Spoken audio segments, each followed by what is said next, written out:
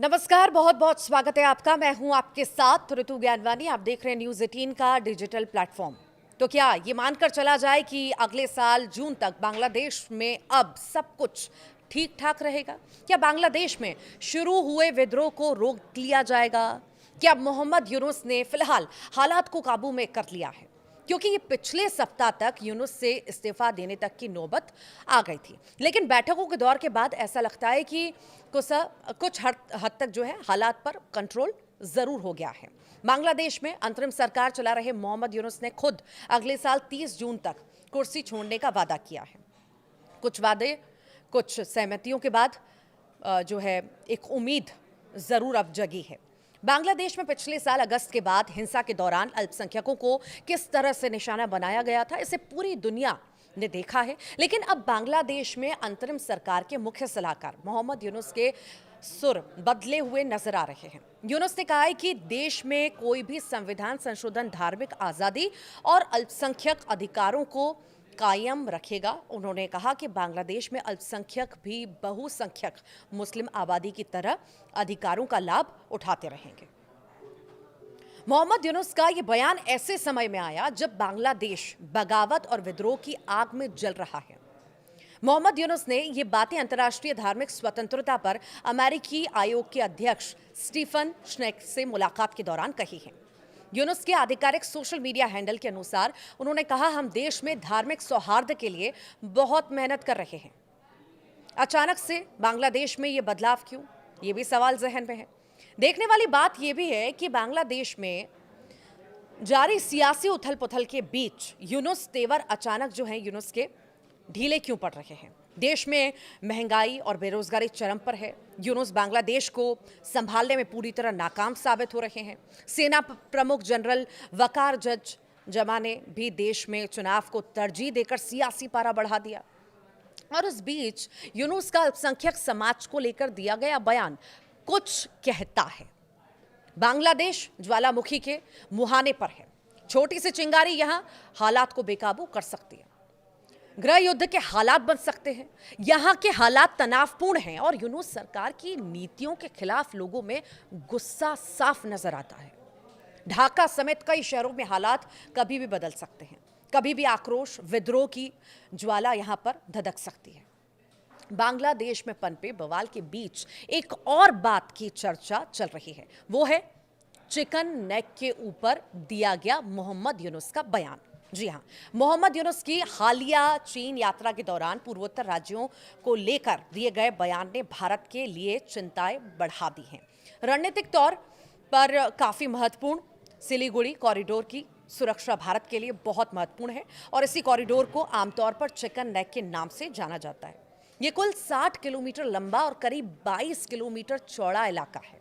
ये देश की मुख्य भूमि को पूर्वोत्तर के राज्यों से जोड़ता है। पूर्वोत्तर के राज्यों का जो है संपर्क मार्ग भी इस कॉरिडोर से होकर गुजरता है।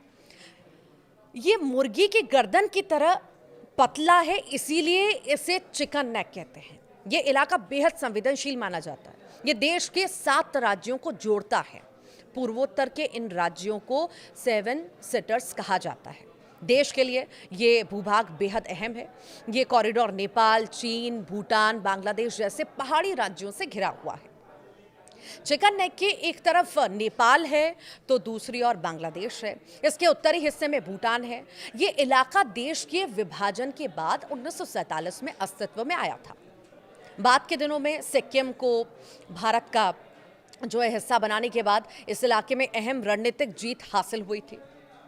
मोहम्मद यूनुस ने हाल में चीन का दौरा किया था और इसी दौरान उन्होंने चीन से बांग्लादेश में अपना आर्थिक प्रभाव बढ़ाने को कहा और चिकन नेक का उल्लेख भी किया। उन्होंने कहा कि भारत के पूर्वोत्तर राज्यों का चारों ओर से जमीन से घिरा होना एक अवसर साबित हो सकता है।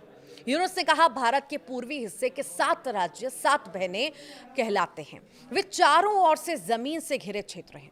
उनके पास समुद्र तक पहुंचने का कोई रास्ता नहीं है। बांग्लादेश को इस क्षेत्र में महासागर का एकमात्र संरक्षक बताते हुए यूनुस ने कहा कि ये एक बड़ा अवसर हो सकता है और चीनी अर्थव्यवस्था का विस्तार हो सकता है। उन्होंने इस यात्रा के दौरान चीनी राष्ट्रपति शी जिनपिंग से मुलाकात की और चीन के साथ 9 समझौतों पर हस्ताक्षर भी किए।